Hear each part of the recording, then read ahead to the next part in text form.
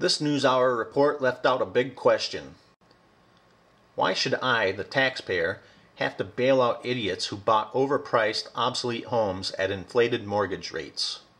Congress acts on a big housing bill. NewsHour congressional correspondent Kwame Holman begins with this report. The line stretched down the street and around the block yesterday as thousands of distressed homeowners, many facing foreclosure, braved sweltering heat in Washington, D.C. in an effort to keep their homes.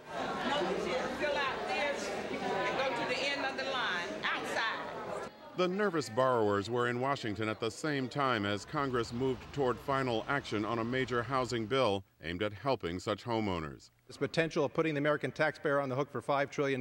The tools and resources will be made available to you to help you stay in your home. At a downtown hotel, the nonprofit Neighborhood Assistance Corporation of America organized a 5-day event to guide homeowners through the daunting process of renegotiating their home loans. Darren Duarte is a spokesman for the housing advocacy group. What you're seeing here is counselors, 300 counselors, going over their mortgage documents, verifying the documents that are scanned in, and we're telling the homeowner, we're showing the homeowner what they can afford and not a dollar more. We're just trying to find some relief. Sherman Moorfield lives in Silver Spring, Maryland, just outside Washington. His mortgage interest rate now stands near 7%, but is set to adjust several points higher soon. What would happen if you had to pay the 9 or 10%? I'd probably end up losing my home because right now I'm paying $2,700 a month for my home, and that's tough. Did you know of any other place you could go to get help? No, there was no help until we heard about this. But some Republicans have criticized the package as too expensive. Jeb Henserling is from Texas.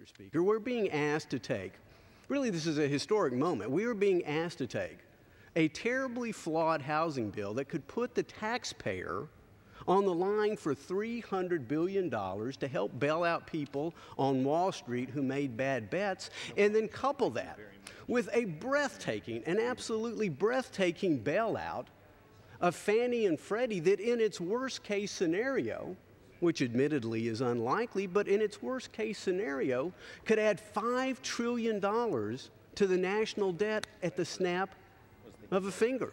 Massachusetts Democrat Barney Frank, the bill's lead author, said the House should not let the perfect be the enemy of the good.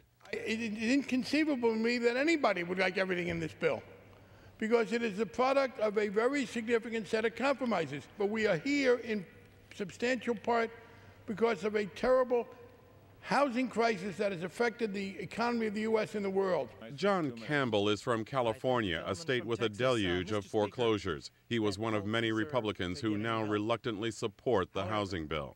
I'm going to support this bill today, and I'm going to support it because we are in a position where we cannot afford to not have Fannie Mae and Freddie Mac in the marketplace.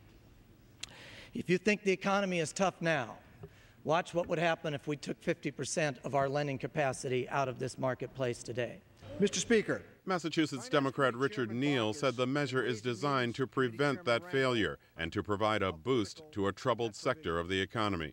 This bill offers hope that if we can get this industry up and moving again and provide security for distressed homeowners, maybe the economy will respond and get back on track as well. We all know how important the housing industry is, not only to American economic security, but to overall economic gain. But many municipalities aren't waiting for federal action. 3 years ago, we had 200 foreclosed properties in Fairfax County. This year so far, we've had 7,000. Jerry Connolly is chairman of the Fax County, Virginia Board of Supervisors and a Democrat candidate for the House. Situate outside Washington, Fairfax is the wealthiest county in the U.S. on a per capita household income basis. Nonetheless, Fairfax too has housing troubles. So last month, Connolly's board passed a measure to extend financial counseling to hundreds of endangered homeowners, help families find some trust mortgages, and use county funds to